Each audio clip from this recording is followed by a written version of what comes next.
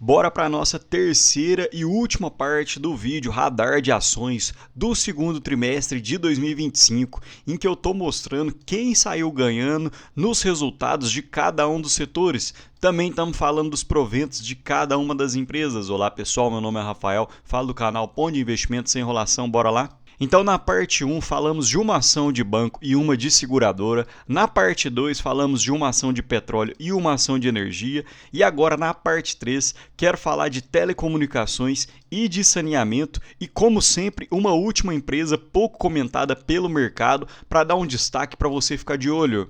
E desde já quero comentar que telecomunicações sempre teve um indicador de preço sobre lucro um pouco mais alto.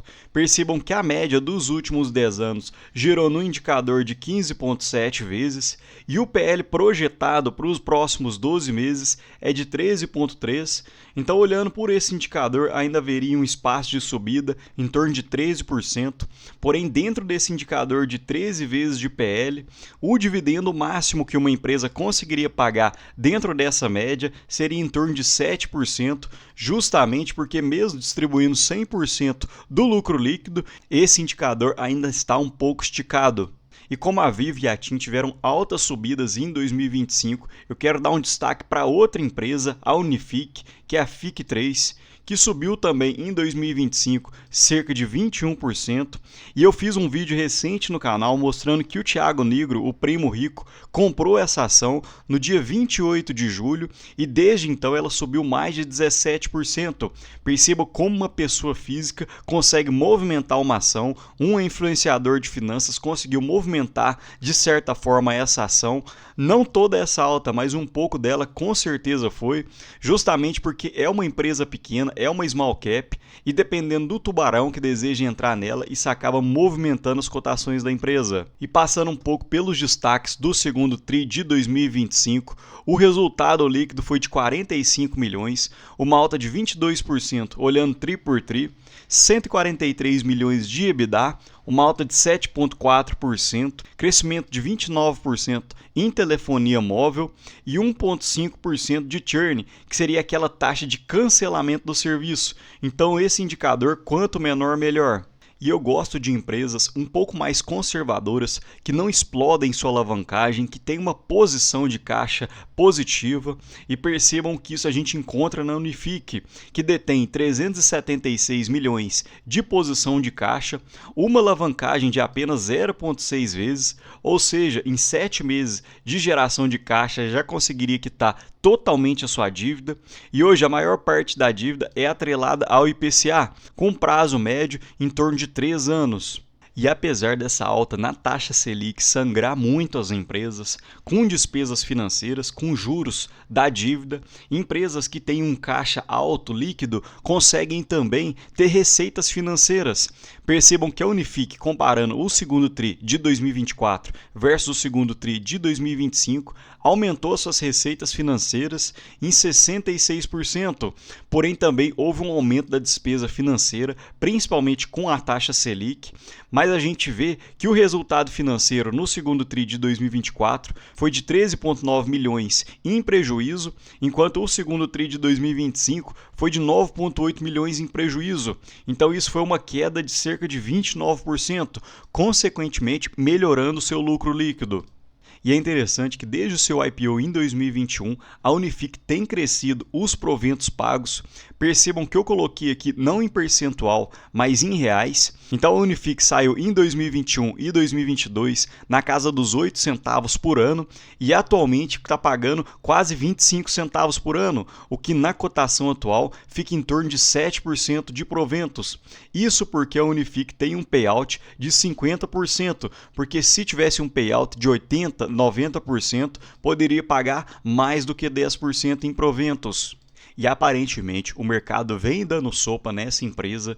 Percebam que a receita líquida vem crescendo nos últimos anos, hora nenhuma teve um impacto nesses 5 anos de IPO e a cotação caiu, saindo da faixa dos R$ 6,50, R$ 7 para a faixa atual em torno de R$ 4.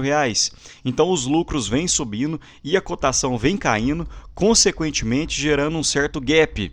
E quando os lucros crescem e a cotação não cresce da mesma forma ou até mesmo diminui, o indicador de preço sobre o lucro começa a ficar um pouco mais comportado, saindo da faixa em 2021 em torno de 29 vezes para atualmente em torno de 8 vezes. E falando um pouco da minha planilha pessoal, projeto um lucro líquido na casa dos 175 milhões para 2025, o que seria um PL de 8,7, 33% abaixo da média dos últimos 5 anos, desde que fez seu IPO, e com 50% de payout, a Unifique pagaria em torno de 6% de dividendos.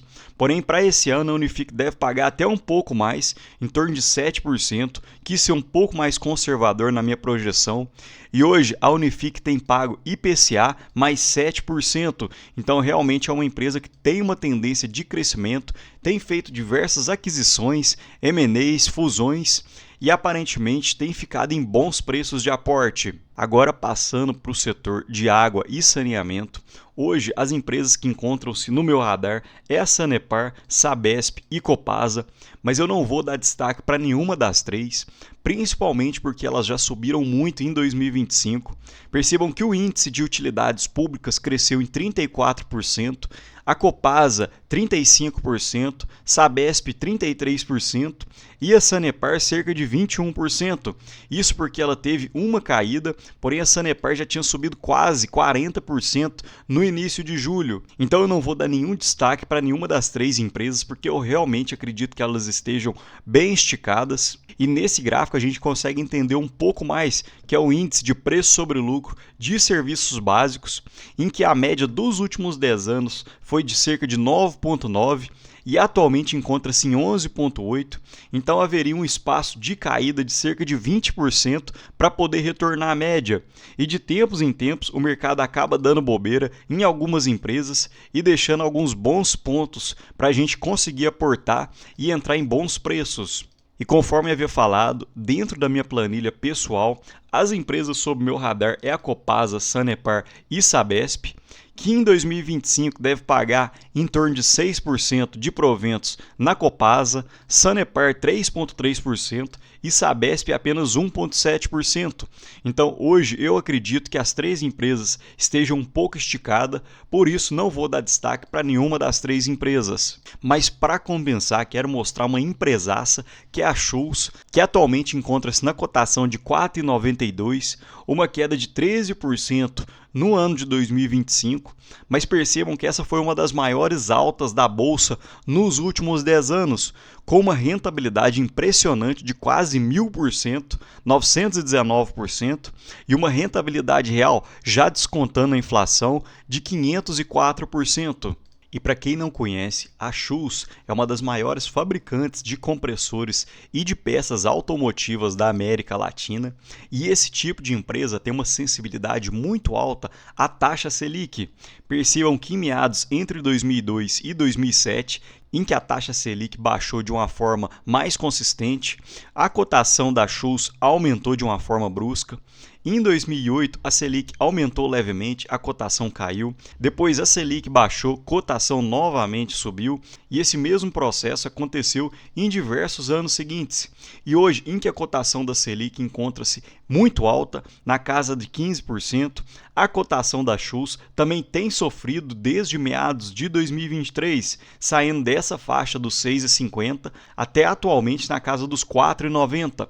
Então, à medida que a taxa Selic começar a arrefecer, provavelmente a gente vai ver mais uma alta na cotação da Schultz. E falando um pouco do lucro líquido no primeiro semestre de 2025 da Schultz, uma alta de 11%, saindo no primeiro semestre de 2024 de 131 milhões para 146 milhões no primeiro semestre de 2025, mantendo uma margem líquida de 14%, e isso equivale ao valor de aumento de 14,7 milhões. Porém, percebam que a variação do lucro líquido no primeiro semestre de 2025 versus o primeiro semestre de 2024 foi em positivo de 14,7 milhões. E olhando o resultado financeiro do primeiro semestre de 2025 versus o primeiro semestre de 2024, que encontra-se na tabela acima, houve uma variação positiva de 11,6 milhões. Então, 80% dessa variação do lucro líquido da Schultz, comparando semestre a semestre, veio do resultado financeiro, justamente porque a Schultz é outra empresa que detém um alto caixa, e isso fica rendendo na renda fixa, e consequentemente isso acabou gerando receita financeira. Porém, o resultado operacional ficou praticamente em linha semestre a semestre, justamente porque a taxa Selic também veio crescendo, então isso tem atrapalhado as vendas da empresa. E um ponto muito positivo nessa empresa é que a Schultz ela é uma empresa caixa líquido, ou seja, ela tem mais dinheiro em caixa do que dívidas. Então a gente consegue perceber por essa coluna que a Schultz tem um endividamento de 811 milhões e um caixa de 910 milhões. Então ela detém um caixa líquido de 98 milhões. Ou seja, se a Schultz quisesse quitar 100% da sua dívida hoje, ela conseguiria. Isso vem acontecendo desde meados do segundo trimestre de 2023, em que a Schultz passou a ter mais caixa do que dívida, e aparentemente essa decisão foi uma decisão muito sábia, visto que de lá para cá a taxa Selic disparou e empresas que têm alto endividamento têm sangrado muito. E olhando o terceiro trimestre de 2024 para o primeiro trimestre de 2025, o caixa da Schultz desceu, porém foi por um bom motivo. Foram 3 aquisições que a Schultz fez: a UPI Fundição de Ferro, a Janus e Perger e parte do complexo solar de Janaúba, que logo irão gerar novos frutos e resultados para a empresa. E para finalizar, falando da minha planilha pessoal, hoje eu acredito num lucro líquido na casa de 280 milhões para a Schultz, que seria um PL de 6,3, ainda 22% abaixo das médias dos últimos 10 anos, com 40% de payout. O dividend yield da Schultz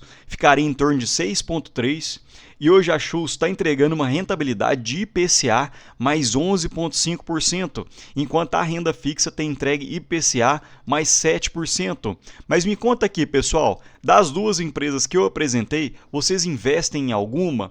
E de empresa de saneamento, vocês me acompanham ou hoje vocês estão achando que tem alguma empresa que está atrativa? No mais, deixo um ótimo dia para vocês e um abraço.